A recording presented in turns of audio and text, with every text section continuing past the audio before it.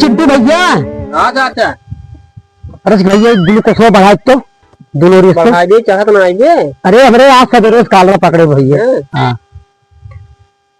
चलो बढ़ा दिए जल्दी जल्दी चढ़े। अच्छा एक काम करा सवेरे से बहुत तेज कालरा पकड़े बा जा जवन बा ढेर तो ना खा भाई 50 रोटी लेता बा और कराही सब्जी 10 डाली का भाई खाई ले कम ना होए ना। नहीं नहीं बेतना बहुत बा ठीक है क्या होता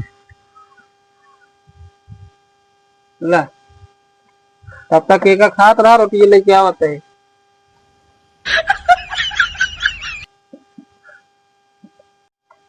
कहो के बोतल होटल टांगे आओ। अरे भैया सवेरे से कालरा पकड़ ले रहा हम कहे थोड़ा लगाई दे आराम हो जाए। ढेर दस्त होते अरे बहुत दस्त भाई एकदम चौचक होत रही है। तब का चाप के का मटरिया गलिया हुआ तो वो खाता और सारे पिला जावा देश चला जावा सारे जिंदगी हाथ धो ले